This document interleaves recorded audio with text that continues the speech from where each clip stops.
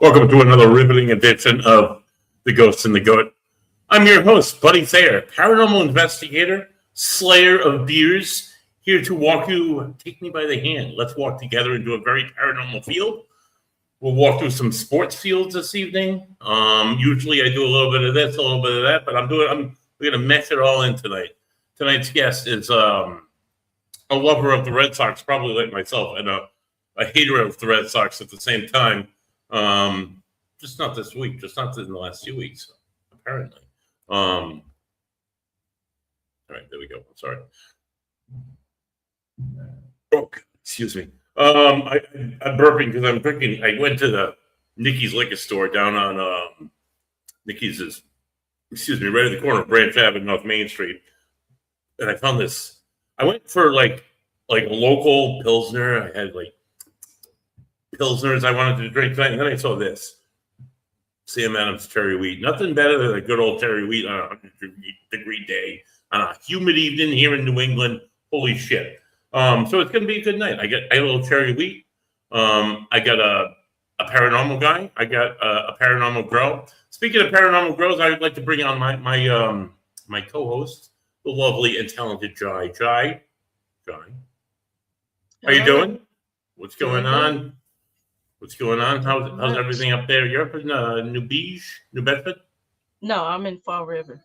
Fall River. How's everything in Fall River today? Is it equally as humid in Fall River as it is here I'm in Blackstone right now. I'm sure it is. It was 88 today, and then the humidity. It's thick. I don't know what it's. It's very thick. It's I love this time of year. I'm a fat kid, and I love the sweltering heat, and only because we have air conditioner. If we didn't have air conditioner and we didn't live in modern times, I would probably be a normal fat kid and hate this time of year. But sometimes you see me on the show with a hoodie on in the summer, and that's because it's so cold in our house. Oh God. Yeah, you gotta have it. It's gotta be like 50, 55 degrees is beautiful. Right. Yeah, especially this time of year.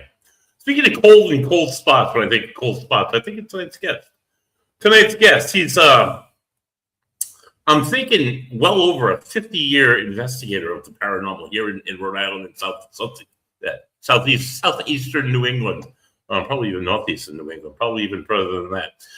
He investigates beyond the ghost thing. He's also into the cryptozoology and the UFO thing. He's also a raiser of funds, a fundraiser for various nonprofit charity organizations throughout the years. He's raised thousands and thousands of dollars for tremendous organizations out there. He's a host of a podcast here that we'll talk about, Dead Air. Fantastic show for a number of years. He's a wonderful man, and a role model for all of us little paranormal investigators running around town. Please welcome to the show, Ken DeCosta. Ken, how you doing, dude? Hello, everybody. Jai, you're in Fall River. You must be in the Highlands in that upscale mansion you have behind you. That's awesome. Yeah, let's pretend.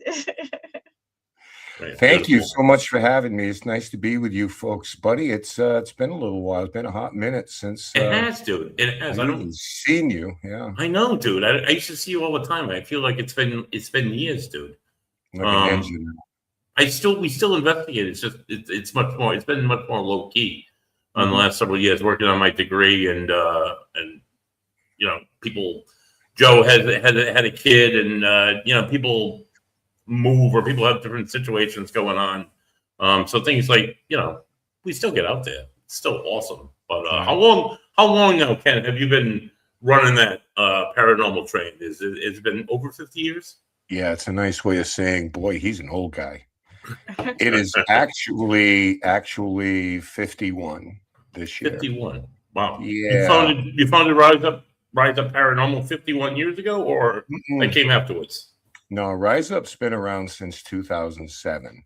Mm-hmm. So a lot of this stuff I did on my own as a kid, going out and to these places and talking to people, those people that were willing to talk to an 18-year-old, not many.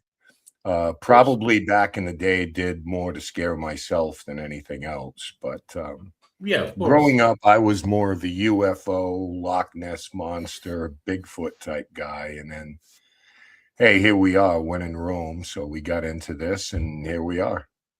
Have you So ever it's still like you the three? on his own, or ghosts talk to you as a kid, or anything like that. Yeah, I mean, ghosts scared the hell out of me when I was a kid. Mhm. You know, I think the thing was aliens. You might not say this now with the current climate, but Right. things like cryptids and aliens were seemingly still science fiction. I mean, but ghosts are essentially us. Yeah. You know, and it's like, can we come back from the dead? It's like, we don't need that aggravation, you know, but curiosity is what it is, and it's all part of that umbrella of the paranormal, you know, things that So we can't catalog yet and we have an interest in. right, right. Out of your all your experiences, all your scary experiences, what was the one that pushed you into like I gotta do this more, dude. I gotta like know more. I want to investigate this. I want to found my own group. I want to do all this stuff because I had this one thing happen. I think it's not necessarily the thing that drove me toward this, but my first real experiences as a kid, maybe 12 or 13 years old, I had gotten home from school, and I was kind of a latchkey kid. My mom came home from work, and you could see that she was visibly upset about something. She went in the house, didn't yell at me, so I was happy. I didn't do anything wrong. So then my dad got home, and I was still outside, and he walked in the house, and then he came out to say, "We're going to your Aunt Mary's house. Your Uncle Fred died this morning." Oh, wow. However, in between my mom getting home and me getting off the bus, I watched my Uncle Fred drive by my house in his big tank of a 60s Buick with the hood vents on the side, Yep. make eye contact, and as he's going by, he gives me the wave. I give him the wave. I don't think anything of it. He only lives a street away from me. Mm-hmm. So when I had heard he died that morning, my blood actually ran cold. And that's probably why I didn't get into this right away, because I'm just a kid. That scared the shit right out of me. I mean, I'm not going to lie. It's just, why me? Why now? Why this? And what's up with the car? Mm-hmm. I can see like showing up at the foot of the bed like the stories go, but this driving by in his car. And there was no mistaking my Uncle Fee. Very distinctive look. You know, there was absolutely no doubt in my mind. So that was probably the first thing that ever happened to me that made me go, but I didn't want no part of that, you know. Yep, of course. It was your uncle. It was somebody familiar to you. It was someone that was in your life that you loved. But was it still scary because it was a ghost? Not at the moment, but apparently when all of this came to light, I couldn't tell you what the look on my face was, but I'm sure that I turned white, and I wasn't about to back in those days tell my old man, I just saw him drive by the house, because I'd probably get a backhanded back in those days where Of course. So backhanders was still a thing. Plus, you know, the thing in my mind is like, just keep your mouth shut. Why do you want to do this to your family? It's like, you know, I don't want to be weird here. So I just kept that inside of me for years and years and years. And I think that I was probably married 10 years before I shared it with my wife. And this is going back to like the early 90s. I said, I got to tell you a story, because I was already into this and she knew it. Yeah. And I said, I got to tell you this story. So since then, I've been pretty open about it. But it wasn't that thing where, oh, I got to find out more. It was just that thing in my mind that registered, yes, there is something really weird to this life. Oh, for sure. And to say the least. It never gets boring either. There's never like that, like, there's those boring nights where you sit out there and there's absolutely nothing. But then there's like those holy shit moments that you can't explain away that keep calling me back, honestly, as someone who does this. On whatever level, you know. Yeah, it's the questions that it leaves you when you think you have an answer. And we have to remember, we don't know squat. We think we do, but Right. every time you seem to get an answer, it opens up 3 more questions, and that's the really cool thing to me that keeps me motivated and keeps me grinding at this, is that then you ask, okay, this seems to have fallen in place here, but what if or why? That's the big question. Is like, not so much ghosts exist, but what is it about their presence in people's lives that affect them, and how do they come to that? So you start getting into all these harebrained things, and that's Right. kind of how my mind works. I can never shut my brain off anyway. So yeah, I think what triggers a response, or what different kind of a person going into a place would trigger a response, or with like those kind of things. Yeah, I mean, you can go in there and have some kind of a communication and you get an answer. I'll give you an example. One of the places that we're synonymous with really is the Payne House in Coventry, Rhode Island. We spent Fantastic. 11 years at that place, and we're not there anymore, not because of any fallout, Right. Don't send me emails. It was just time. Yeah. We needed some latitude rather than to be locked into a place.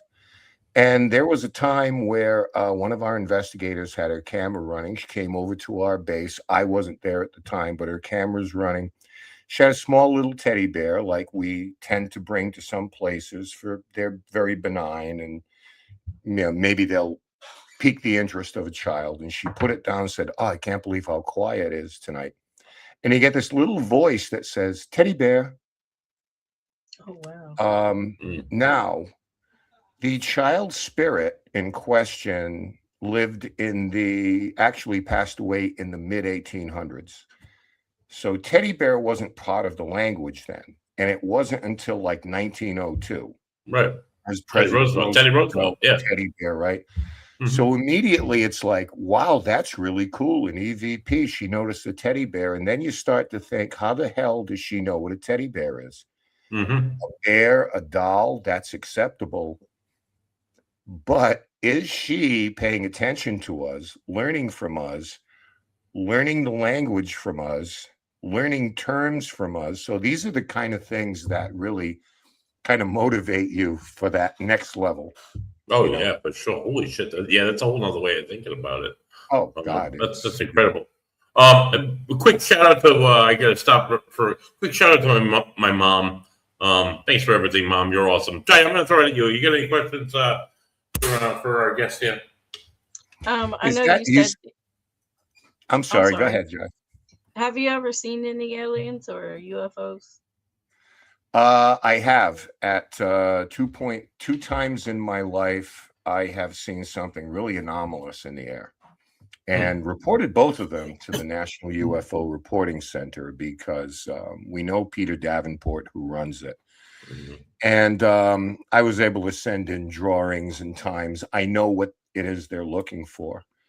But that investigator mentality, I'm like, okay, did I see a reflection in the windshield from a chrome bumper behind me? Right. So what do? You roll down the window and you stick your head out to eliminate the glass.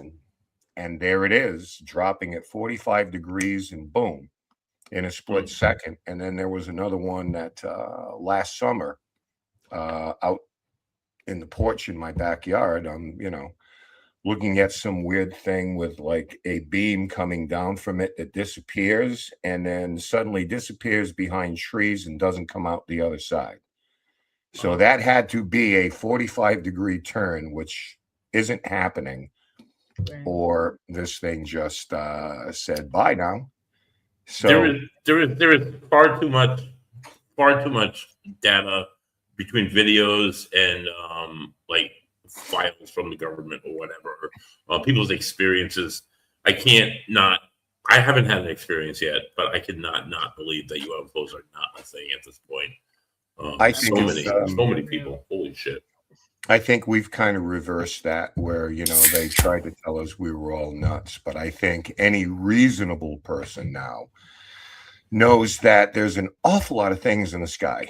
There are planes, there are experimental planes, there's black ops projects, there's satellites, there's a whole lot of crap floating around up in space at night. Drones and all that shit nowadays. Yeah, I mean, and it's just like the ghostly part of it. If we can just eliminate that 90% of stuff we can identify and just focus on that 10% that we just go, I don't know. We tend to just jump to conclusions a little bit, I think, so we got to get to the point where we eliminate all the rest of that stuff, because that 10% that we can't explain is pretty crazy. But I think that, if you ask me, I think they're here, they've been here, and if I had to look for them, it's like, I don't think they travel. Like, look to the oceans. It's just, it's just my makes sense. Yeah. Makes sense. Am I skipping it all here, guys? Am I still coming through? Yeah, you're still coming through fine. All right, fantastic. So I want to jetty over to another topic, only because it just popped up recently in news, more so social media news. Ken, I was wondering if you knew anything about it, or maybe any of the details. Over just west of the Rhode Island border, down by let's say Exeter, Rhode Island. I was right in the area. I was right at Beach Pond, like 2 days before that. Right around the 4th of July, there was a Bigfoot sighting, allegedly. Yeah. I've never heard of one in this area. Do you know anything about that? What are your thoughts on Bigfoot? Go. Well, I mean, I have never gotten a Bigfoot report in Rhode Island. If you see one, call me. Let me know. But I did read about that on the border. I guess it was like almost 1:30 in the morning, where this guy was coming back from his friend's house from a party. Already red flag goes up there. Yeah, right. I'm not judging. I'm just saying.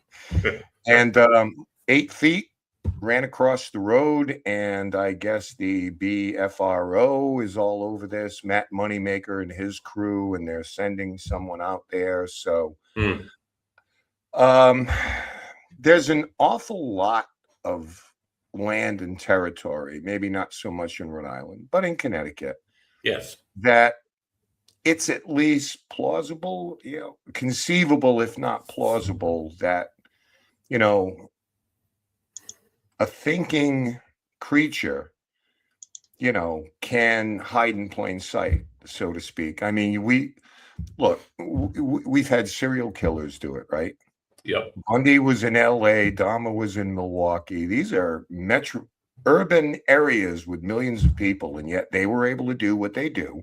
By not drawing attention to themselves. So if a sedentary creature can do the same thing instinctively, to just hide in plain sight and lay low, if humans can do it, why can't an animal do it? Makes sense. There's been with humankind, wherever humankind is and isn't anymore, that man was once there, because there are structures. There is evidence of like the art.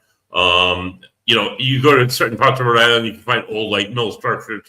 There's evidence we were once there, that we once occupied that area and lived. There is not that with Bigfoot, really. Yeah. Other than bent tree limbs, I don't know how I feel about that yet, Ken. There's not a lot of like and moldings, people making castings. There's not a lot of like convincing data. There's not a lot. Yeah, there are certain things you got to look for, because the dermis, right? In other words, fingerprints. Yep. On an ape, go side to side, and not up and down. So that's one tip. You'd have to be like really good to pull that off, and have a lot of patience to like paint every one of those lines in there. So some of them are interesting. And some of them are just like anything else in our culture now. That's why it's hard. It's hard to trust UFO photos after the 70s. Yeah, right. Because, editing I can do a Photoshop now and put your head on Trump. It could look totally convincible. And that's like free software. So yeah, There are kids that are 12 years old that can create something that's fooling forensic video scientists. I mean, eventually they'll figure it out, but it's pretty damn good work. So unfortunately, that gums up the works. it does a bit. When everybody's out there, whether it's ghosts, aliens, Bigfoot, or whatever, it just gums up the works. It's like, what are you going to do? Like AI, you believe that you think that AI will negatively affect the paranormal field? I think that I use AI. I do too. And by the way, the podcast is Dead Air Full Spectrum on YouTube. So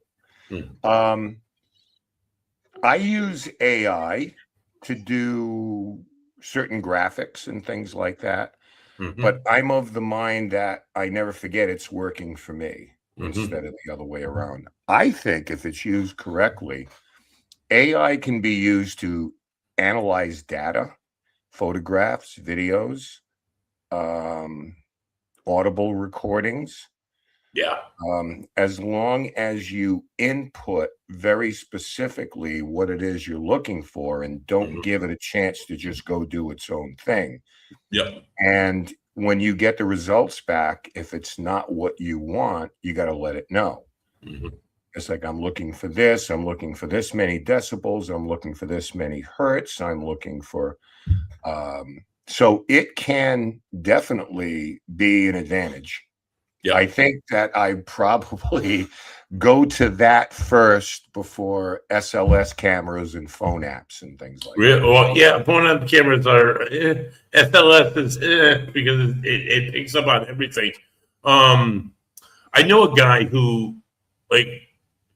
we did like a kind of like a small documentary. He does like a news podcast almost, and we visited. Because his family owns land that there's a King Philip's War battlefield on in North Smithfield. That's his family's land, and it was pretty awesome.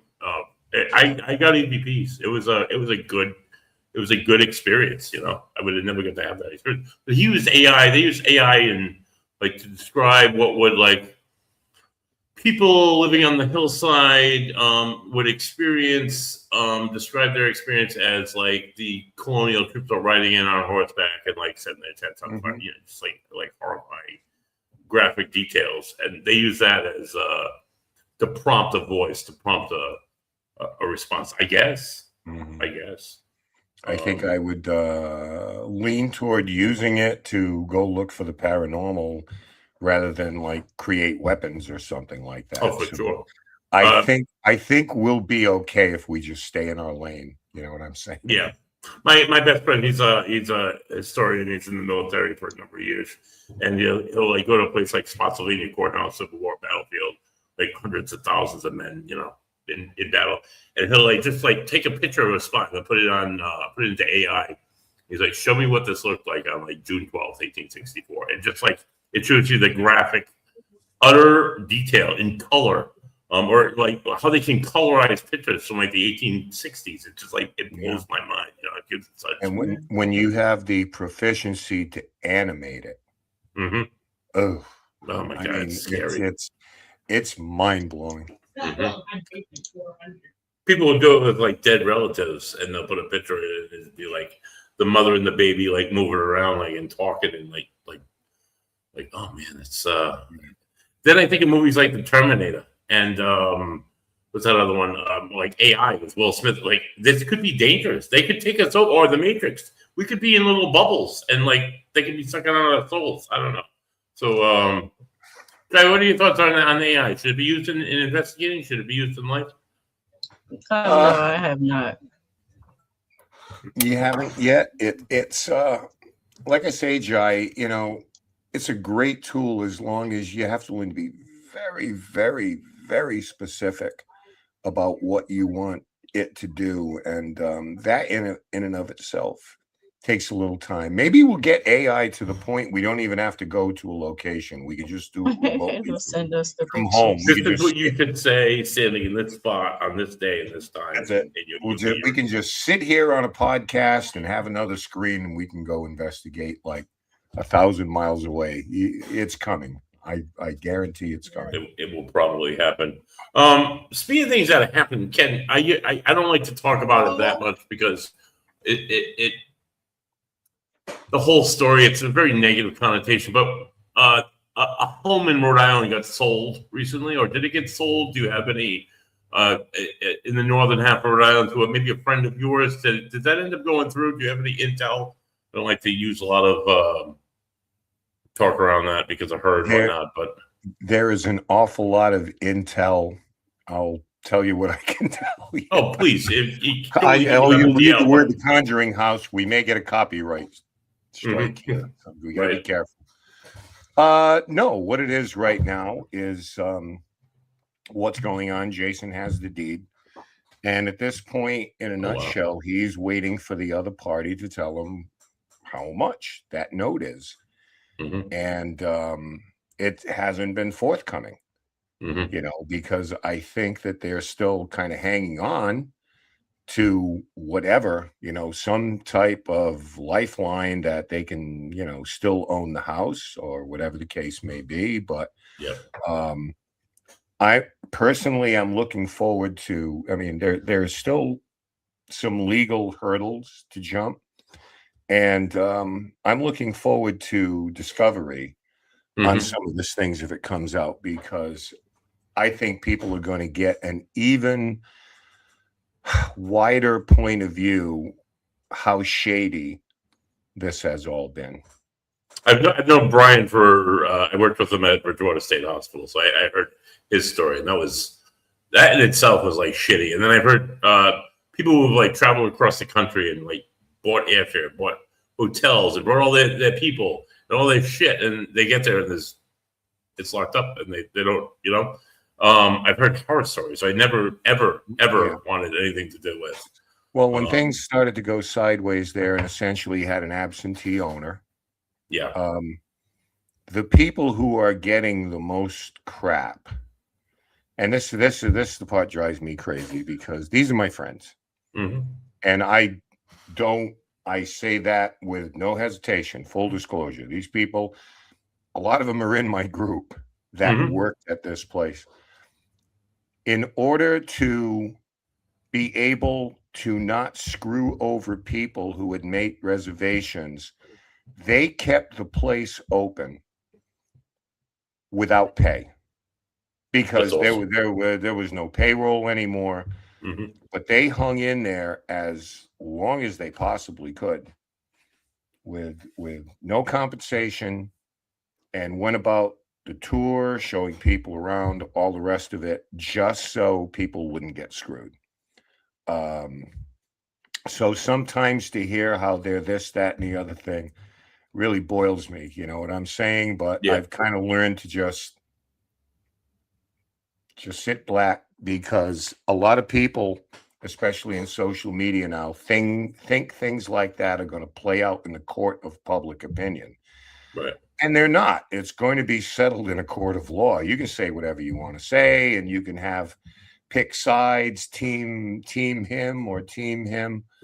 At the end of the day, the bottom line, because I know the people and I've had private conversations that nobody's trying to put on airs for anybody, nobody's telling a story. There is no question in my mind that I'm hoping the good guys get it, because I know they're going to take care of that place.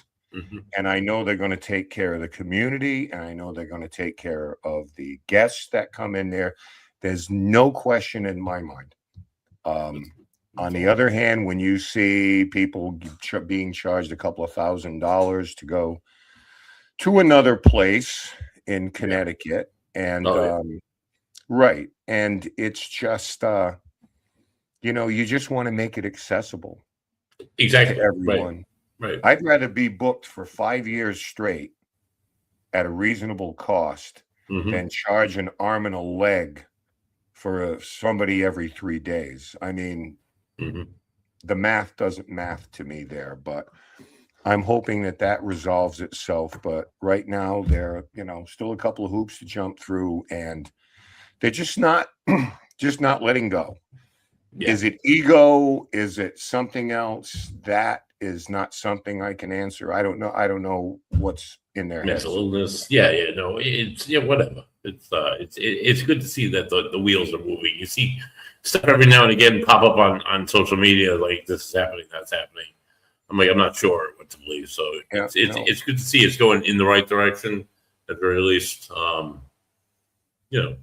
And being accessible, being more accessible it's going to give more people an opportunity to go. Like a lot of the reasons why we never went because it was not cost effective, really. Now I've been to the place dozens of times, and there are times I just go sit in the staff room, keep the crew company while everybody's in the house. We eat pizza, maybe have a beer, some soda or something, and just shoot the shit in the staff room. Nice.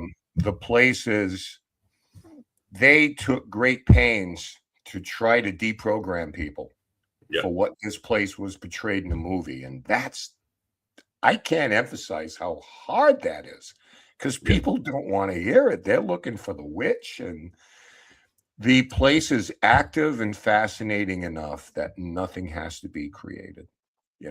I'll just ask everybody to trust me as somebody who's spent a lot of time there. The place has enough weirdness, but it's a very comfortable place. And, I hope that people will have the kind of access that I truly believe that they're going to have, because it's going to be a hell of a place under this particular ownership. There's no question in my mind. Oh, 100%. Somebody like him would be the perfect person to run a place like this for sure. I would imagine, well, we have ties here, buddy. We're Rhode Islanders, and Jai's in Massachusetts. I mean, we're all Yankees kind of. I mean, this is kind of our area. Yeah, for sure. So we have an emotional investment in these type of places. Especially when you investigate so many times, you feel like you almost like know some of the spirits are there. Like you talked about that little girl at the paint house. I know we had some experiences. I've had many experiences at the paint house. That's a fantastic location. But you build a relationship with the house and hopefully with the residents, the spirits that are there, because that's the goal in everything, especially when you visit a lot of times, you kind of build up that relationship, that trust, and you get to the point where you're not asking formal questions. You're able to go in, so, hey, what the hell's going on today? You know what I mean? And because spirits like a sense of humor too. Right. They're just, I tell everybody, they're just people. You're just talking to people. Honestly, there's nothing scary about this, other than you can't see what you're talking to.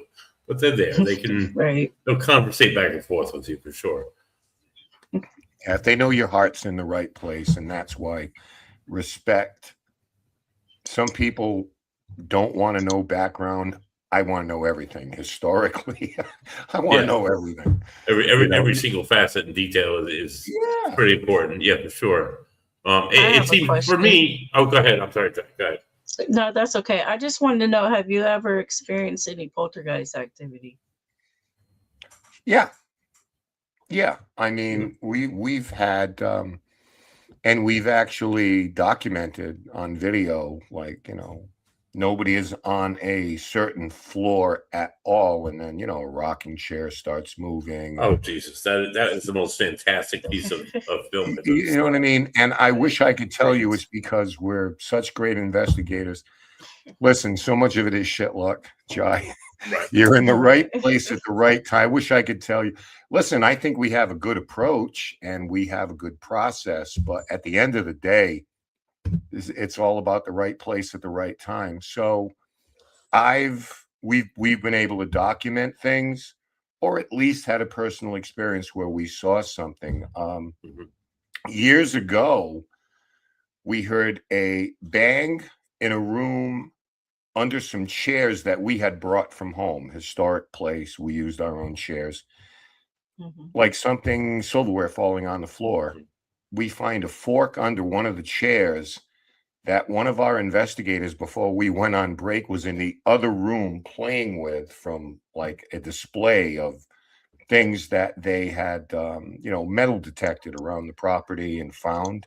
Mhm. And he put it down, went in the other room, and somehow it winds up in the gathering room under some guy's chair. So we've had occasions where, very rare, but oh boy, that's pretty exciting stuff. So let me ask something, Ken. If somebody calls you up, hey, Ken, I got this shit going on in my house. You and RISEUP go down there, you investigate, you find what have you. You have what have you, whatever experiences. Is it a haunting? Is it paranormal activity? Is it your grandmother? How do you label this? Yeah, Because that's tough. haunting has such a negative connotation. People get scared by the word haunt. How do you break that down for people, Ken? Well, there's also a dictionary definition if we want to take it. A haunting, it's just like when you used to haunt your mother as a kid. You would bother her over and over and over and over again. So that's a definition of being haunted. It's something that happens on a very consistent basis. Where you start getting into the weeds is if it happens on a certain date just once a year, consistently, is that also a haunting? I have to say it is, because there's consistency there. We love to label things because it makes us feel like we're in control. Residual, demonic, poltergeist, Right. intelligent. It makes us feel like we're wicked smart. But, at the end of the day, there's so much nuance to this stuff. I have very rarely, oh my God, I would have to go to a place 10 times. I would have to be invited back 10 times in order to declare it's like, I think this place is haunted. Because I can't come in for fear. You can't, buddy. You can't go for 6 hours and experience something that someone has been living there for 20 years. No, right. Like everything's going to happen in those 6 may hours. or may not, probably won't happen, or there'll probably be like an inkling, like a smaller event that will be like, but it will. It's not going to be like I saw a man cross the hallway. You're gonna sit in that hallway. You see the same man cross the hallway. It's probably never going to happen. Right. Because then you have instances where the lady walks through the wall, and it doesn't acknowledge whoever's there. This is the classic residual haunt, because this is what I call a ghost. A spirit comes and goes, right? They have free will. They can come in and out. A ghost is basically there. So you find out that there used to be a door there 200 years ago. She's just going, out to the kitchen or what have you. Right. That to me is not a haunting so much. I mean, a haunting to me is like you have a co-inhabitant there. You're sharing the place with somebody who knows who you are, and they're willing to interact. And that's a little scary to some people. That's a little scary to me at times, honestly. Oh yeah, Jesus, yeah. Just because they don't pay attention doesn't mean they're not going to scare the living shit out of you. Oh yeah, for sure. Oh, you're a ghost hunter. You don't get scared. No. I always have somebody with me going down that dark hallway, believe it or not. Exactly. For safety reasons, of course. But hey, man, yeah, full disclosure. Buddy gets scared for sure. So what's the difference between that, Ken? So sometimes I'll go to not sometimes. Every time I go to my girlfriend's parents' house, I walk in the garage, and then I walk into the kitchen, and I start to get that feeling, and then I walk into the living room. And it's like that overwhelming feeling of somebody. I look upstairs to that opening, and I can see I can't see somebody, but I know there's somebody looking down at me. Yeah. They don't experience anything ever there, mainly because they're scared of it, I guess. But is that a haunt? Is that what would you call that? I think that when you feel. See, that's the thing. I think, you don't have to be psychic. We all have that innate kind of ability to sense that something. I say my body picks up on the environment. That's what I call it. And if you do this long enough, I truly believe that you can pick up on energies as soon as you walk into a place, right? I'm not talking about being psychic or empathic. No, any of that. Different atmospheric change, we'll call it. Yeah, I mean, you can walk into a bar And it's like something's not right here. And then 5 minutes later, two guys are throwing hands. Right. You feel And the emotion you in the air. You knew that there was something not right. That vibe. There's a vibe. You can feel a vibe. Right. Right. I think a haunting, to me, if I was going to declare a haunting, it would have to be two things. Number one, a consistent thing over and over. And number two, they would have to disrupt the living in a different way than just, oh, I feel like someone's watching me. There would have to be some kind of physical or psychological intrusion on them purposely to, who knows, drive them out of the house, or maybe it's just simply to get their attention. Right. And you don't know how. That would be the only way that I would declare, I believe you have a haunting here. And even then, I'd have to go there multiple times to see if this repeated over and over again. Right. We get away with saying well, I think you have an active place.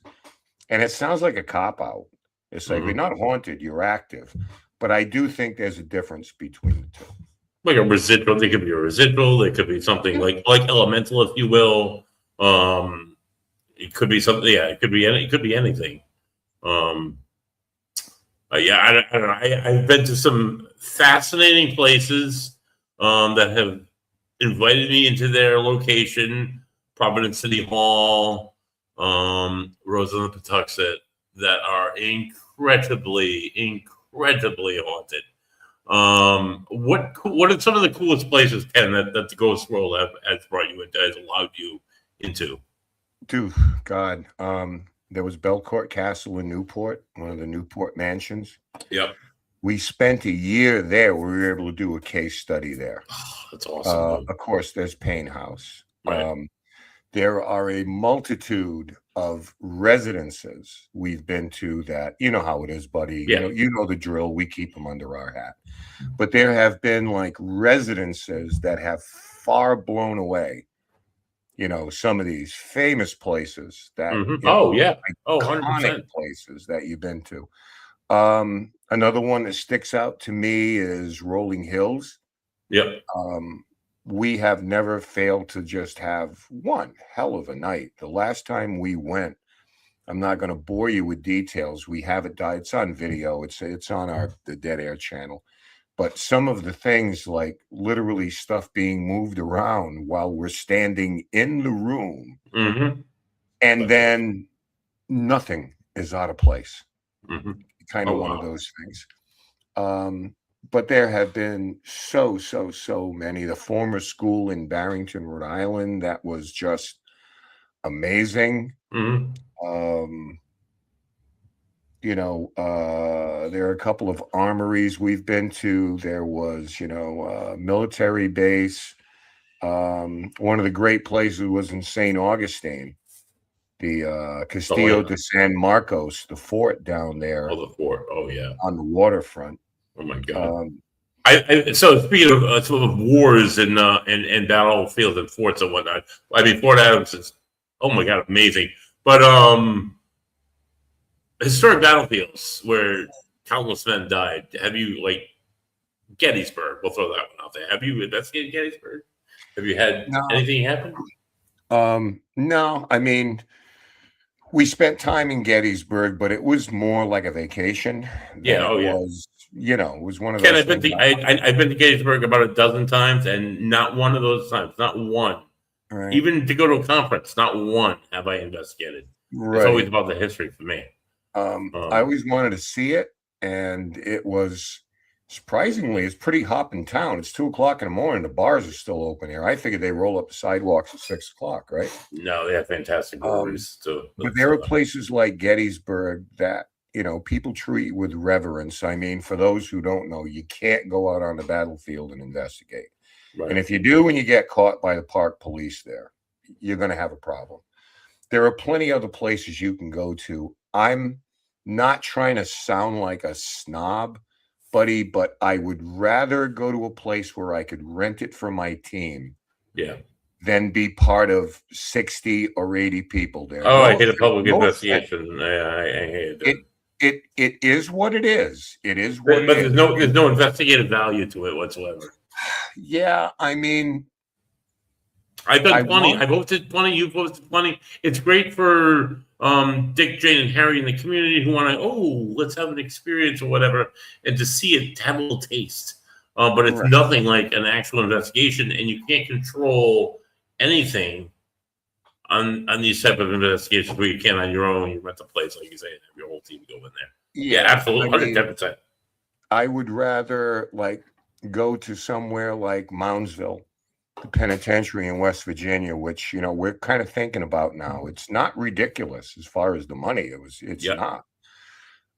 But I would rather rent it out for a night. Same with Rolling Hills. Of course, we know Sharon. We love Sharon. It's like, when are you coming back?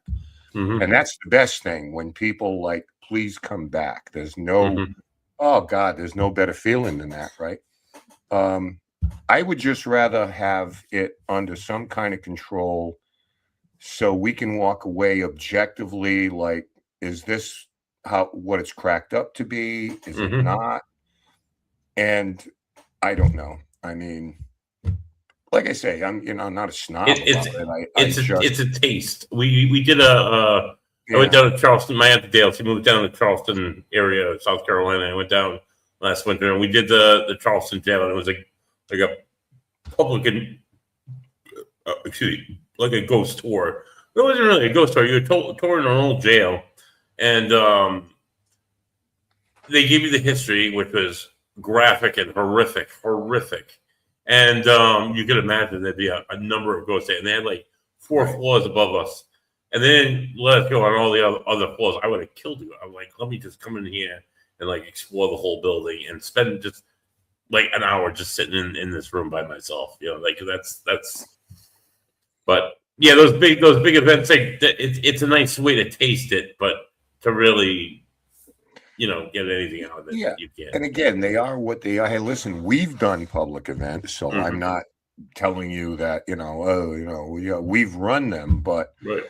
I always try to run them the way I would. Like, in other words, no more than 8 people, right, or no more than 10 people if the place is bigger, because I'm sure the owners or whatever, they'd love to just put 60 people in there, and make bank, but I'm trying to give everybody what I would want, like some type of control, to the point where you can trust something that you see or hear, and to me, that's the best. That's what it's all about. Before I flip on over a little bit, Ken, I noticed that you guys did the Lafayette Durfee House in Fall River.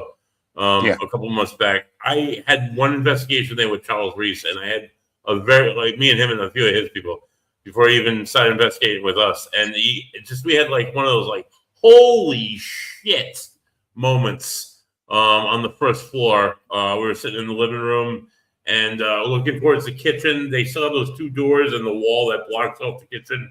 Do you know what I mean? Yeah. And that back door opened, and you could hear footsteps walk in. We're like, hello? The door is shut. Like, hello? And nothing. We all get up. 3 of us got. Nobody was there. I shit you not that we all heard that door open. We heard footsteps, people walking in. Somebody walked in, but nobody was there. What were your experiences at Durfee? Well, you never expect anything. I mean, we were invited in by our good friend Sue Vickery, who's part of that. Oh, Sue's awesome. Yeah, Sue's awesome. Sue's been a docent at Lizzie Borden, the Conjuring House. I mean, she's cooler than I am. She gets around for sure. Yeah, she's been more cool places than me. So we were invited to come in. Now we had Cody Desby and Tori Hawes with us. And I will just say this, because I could regale you with stories of why I feel this way. I know the crap they've gotten. That's legit. When they are able to use a tapping method and somebody comes through and says, Ken is thinking about me. And I'm like, wow, I didn't say a word. These are things that people don't know. But anyway, they were able to contact Judge Durfee. And he was really upset because we needed to defend the house because the British are coming up the Taunton River. Unbeknownst to all of us except one person, it was the anniversary of the Battle of Fall River where they came up, and we were there on that night. So we said, of course, we'll do our best to defend the house. Where are the weapons, Judge Durfee? You know, that's awesome. You know, we're playing up on it. So we want to go back in between anniversaries to find out, like, hey, Judge, everything's cool now, right? I mean, the place is still here. The British are gone. Or is this something that's going to repeat in 2027 on the anniversary where maybe he's not there all the time, but he's reliving it? But the really cool part is when we went and did an EVP session in the parlor, Satori had gone into the other room because we did this, we did a live event. So she was in chat with people. Cody, myself, Julie, Steve Mills are in the other room, and we're talking to Judge Durfee with our recorders, and the floor starts tapping. He's responding to us without them being together. Oh, wow. And this went on for a good 7 or 8 minutes. And we were just kind of like, I told them both they were fired. I was kidding around. I said, that's it. We don't need you. We got our own that. But I don't know, buddy. Again, questions. Did he learn something that he was capable of doing and now he's repeating? I don't know. But I will tell you that I appreciate the open invitation to go back. We'll take advantage of it. Yeah. But it's one of those places where you went, not a lot of claims. We'll see. And then you walk away going, oh yeah, we're coming back. There's no doubt. Yeah. I was that guy. I never got back. I always said, Charles, we're going to get back there. We just never did. There's a million and one places that called me, Ken, that I could keep going back to time and time again. And that's the only places I would like the Salem, USS Salem. I could go back to that ship a million times. I think it still have awesome experiences. Anyway, honestly, or maybe nothing at all. John, do you have any questions for Ken before I pick his brain about my beloved Red Sox? Not that I can think of. He's answered pretty much all the questions I had. Oh, okay. Paranormal like that. Questions right there. Okay. So Ken, the Red Sox just. I mean, if anybody's watched any of my shows this year, I have like pissed and moaned since April about how absolutely terrible they've been playing, and they fired the manager, and Breslow is like, they've had this resurgence. They had this resurgence last year, right before the All-Star break. They barely made the playoffs, and then they got their asses kicked. What are your thoughts? What are we looking at a real thing here, or is this just like smoke and mirrors like last year? I'm going to live in the moment with them because we've been the other way. Yeah, for sure. What I do like is that they're playing sound, situational, fundamental baseball. Yeah. And I think right now the manager is responsible for that because I think that he has looked at his dugout and rather than ask, what is it we can't do? He's asking, what is it we can do? Right. Okay. They've got some guys up from AAA. They look like, they're willing to bunt. They're just happy to be there and happy to contribute. So a lot of people call it small ball. I really don't play it. It's just good situational baseball. The pitching has been solid all year. Yeah.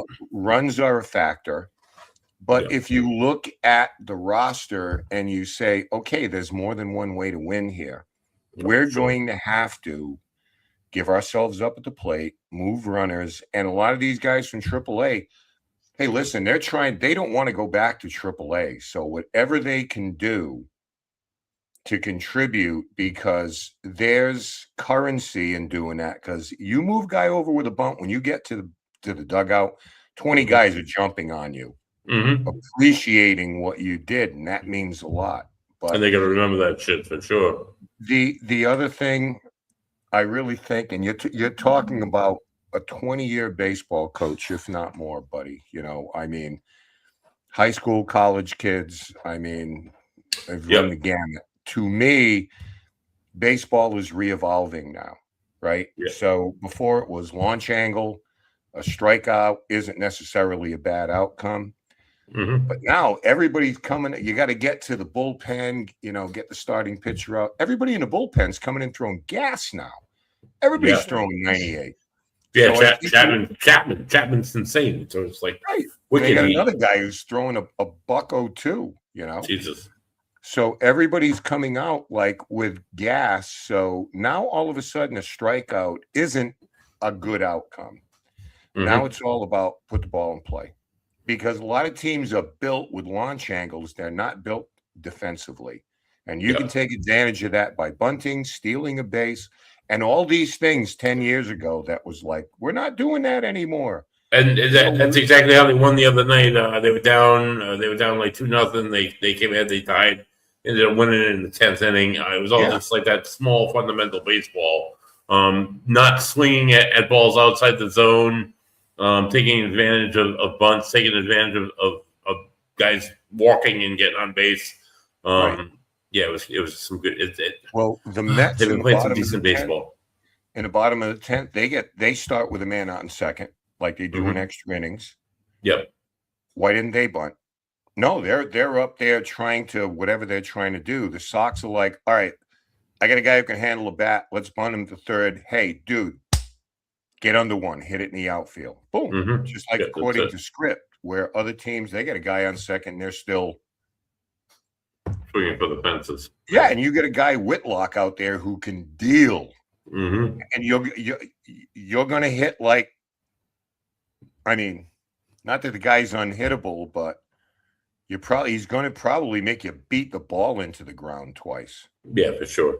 Yeah. So that's what I like about him. I think I give the manager credit. He sees what he's got and puts themselves in a position to win. Like, you're not going to hit 30 home runs, but you can do this, and that. So you think they'll retain Chad Tracy at the end of the year? You think he's a formidable major league manager? Well, I know he's over 500 now. So yeah, right. They're just about at 500. They're half a game out of the wild card, which blows my mind. I swear it's only because it's a shit league this year. I think the highest winning percentage is like it's under 700. I think it's in the 600s. Yeah. So it's not really that. Nobody's really that runaway great. I think there was still a little Cora hangover. Yeah. For a while. Yeah, for sure. They got Tracy because he had a lot of these kids at AAA, right? Yeah. Yeah. So they're trying to get younger. You know, Meyer and Anthony, I don't know what's going on there. I think they need to get their heads together. I don't think it's so much injuries. Anthony's he hurt his finger, and it's like still like a thing. Like, dude, come on, you're a great hitter. What are you doing? I'll never get into how somebody else feels. People handle things and they heal differently. I tend to think it's more of an idea. You guys got a lot of money at a very young age. Right, they did throw a shit ton of money at them, yeah. You're acting like major leaguers, but technically you're a major leaguer, but kid, you're 21 years old. But Tracy, they brought him in figuring, he can relate to the younger guys. As it turns out, he relates to the veterans just as well. They love him. And, you know, he's a little younger guy, and he's not afraid. He's not afraid to do some things out there. There is a lot of great talent. I've seen a few Worcester games this year. I'm going to go back in August. There's a lot, like Mickey Gaspar, they called him up. They called up a few other guys. There's a lot of talent coming out of Worcester right now. So it's reassuring at very least. Suarez, he's out for – Crochet's not even playing catch yet. So yeah. Going on with that. I have a scary, like, Crochet is almost, and he came from the same team. He's almost following that Chris Sale path. Yeah. Where he's an absolute stud, and then all of a sudden now he's going to suck for a while, and then we're going to dump him, and he's going to be a stud again. God damn it, Chris Sale. Yeah, I'm getting a little creeped out with that. Huh?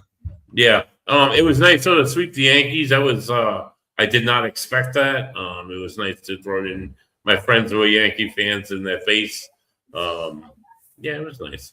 So you think the Red Sox got enough to hold on and win the wild card at the very least, and maybe make it past the 3-game series in the playoffs this year. I just want to get into the playoffs and set that pitching up for a 5-game series or a 7-game series, because whatever 3 they pick, I'll put them against anybody. I love the 3 kids. Yeah, I think they're a little too left-handed, but I don't care if you throw left or right. If you can get people out, that's great. Real quick story. Yep, go ahead. I went to a game this year. We got box seats. Nice. Home plate, all that stuff. Oh, great seats. fucking gorgeous. Great seats. I rode up on the train out of Middleborough with the Tartan Army. Oh, wow.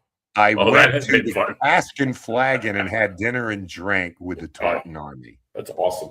Then we went to the game, and there were about 15,000 of those people there just singing songs and playing bagpipes, and it was the most freaking fun I think that city has seen in 40 years. So shout out to the Tartan Army. They're the best. They are absolutely the best. I pictured them swimming in the Providence River. I don't know how well they're feeling at this point, but I mean, good for them. I mean, the fanfare, the love that they brought to this region is pretty phenomenal. So I mean, it's good. They did a cone. I saw in the news they did a Tartan Army cone that they're going to have in the city of Boston. They're going to place up and be sister cities with. So that's nice little worldly love. No Scotland, no party. Yeah, right, for sure.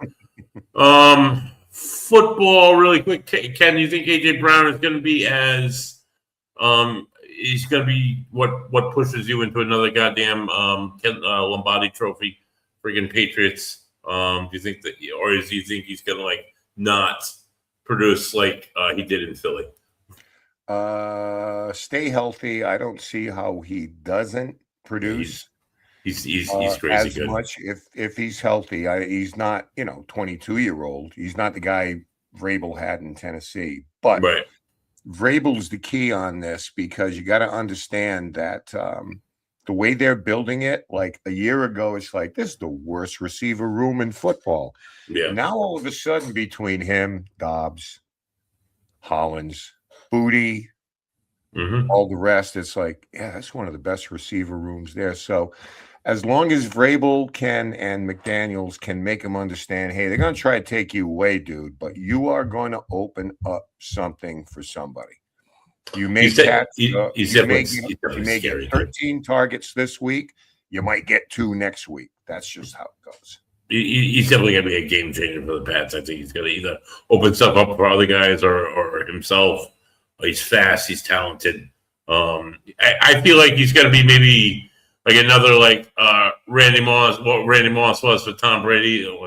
That makes me more sick to think about, because that means they go undefeated and go to the Super Bowl again. But yeah, no, it's a good time to be a Pats fan. So good for you, Ken, and all the Patriots Nation out there. I'm glad for you guys. Yeah. Buddy, bouncing back after those 4 seasons of shit. Go Steelers. Yeah, go Dolphins. Dude, you just need a different philosophy there. I know. Well, we got that different philosophy now, I think. McDaniel was listen. Some guys are just meant. Hey, McDaniel's the same way as Josh McDaniels, right? Good offensive coordinator. Some guys are just meant to be great offensive minds. Yeah. It's too bad. He didn't just do that instead. But yeah, whatever. He gave a couple of years where he was like, all right, this guy's not too bad, and then now it just sucks again. So, but I honestly, I'm glad they just flushed everybody down the toilet, with the exception of A-Chain. Well, he's pretty fast and amazing, but they loaded up for him with Cheetah and Waddle, and they're both gone now. Yeah, and they're both. I loved Waddle. Tyreek was a mind fuck. He was like another Brandon Marshall. I feel like just disaster to any locker room. Just asshole personality. But yeah, they tried. They went for it, and they completely missed. As honestly they often do. But that's what I guess that's what keeps me going back in. I don't know, dude. Fix the like Patriots had to go through the whole thing. Yeah. Fix the offensive line. Yeah, right, for sure. I know it's not sexy, but it all starts. Football is always going to be one on a line scrimmage. So for sure. And before we wrap up, Ken, thoughts on the Jaylen Brown trade, the Celtics? Was it Paul? We got right for him. What do you think? Your thoughts on that trade? I am not upset they traded Jaylen Brown, and I love the guy. Yeah, but he is slated to make $1 million a game next year. Oh Jesus! He could get a $70 million hit. They play 80 games, 81 games, whatever. So that's $1 million a game. Is he $1 million a game? Because if you've got too many max contracts, you can't develop anybody. Because sooner or later, you're going to get a couple of young kids who develop. They're going to want to get paid. All right. And you can't have a roster of 32, 33, 34-year-old guys, making $70 million. So it wasn't a trade. There's nothing to build on. Right. I'm because I'm watching the summer. I trust Brad Stevens. The guy knows how to judge talent. He does. He can find guys in the second round. But the only thing, like most people, I don't know about the return. I mean, one of the first round draft picks is still in high school and the other one's in middle school right now. So I have no idea how those are going to turn out 2-3 years from now. Yeah, we'll see, I guess. But it had to be done. Why Jaylen, not Jason? There's something more to that. Jaylen Brown is great, but he's also not very well liked among a lot of NBA players. Right. He just had, smartest guy in the room type of, so it's what it is.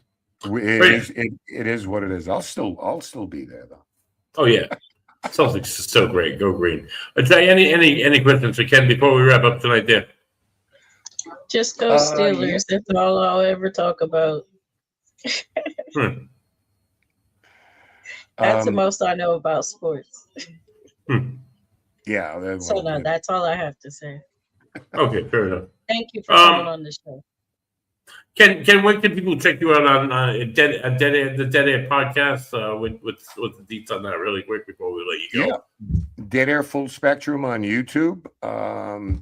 Sundays we do our show. We're a little bit different now. Rather than 2-hour interview, we do 20-minute rapid fire questions with a lot of different people in the paranormal, in the music world, and authors, actors, whoever is crazy enough to come on with us. Every other Thursday, Cody and Satori live.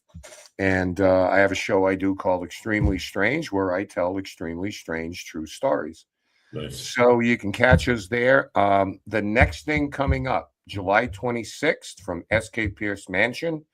Oh, nice. On Dead Air Full Spectrum, we're doing a live investigation. All of you will be able to watch us do our thing. Cody and Story are having a residency there the following 2 weeks for their haunted item collection. Wow. So we thought that would be a nice kickoff on the Sunday before it to do an investigation of the home, their items, and the whole 9 yards. So everybody is cordially invited. Come along. July 26th on Dead Air. Pop into chat. Give us a shout. What you want us to do? Tell us we're a bunch of jerks. Whatever you want to do. Yes, Escape Pierce is a phenomenal location. I wish you guys all the best of luck out there, guy. Ken, I'd like to thank you so much for coming on, especially in the pinch. It's like available. That's awesome, dude. Always a pleasure to chat with you, to pick your brain, dude. Hope to see you soon, Ken. It's been way too damn long. For Jai, for Ken DeCosta, then buddies there, the Ghost and the Goat. The Three Dudes Brews will be releasing from Uncommon Pear. We also have Uncommon Pear Brewing in us. We did a collab called 250. It's a strawberry, blueberry, and white cranberry with a pie crust. It's so damn delicious. Get it while it's hot. You can get it in the 32-ounce can or there on draft at Uncommon Pear Brewing in Smithfield, Rhode Island, right up Putnam Pike, right after the Smithfield Commons, right below D'Angelo's. Check it out. That's it, guys. Have a good week. Go Red Sox. Peace.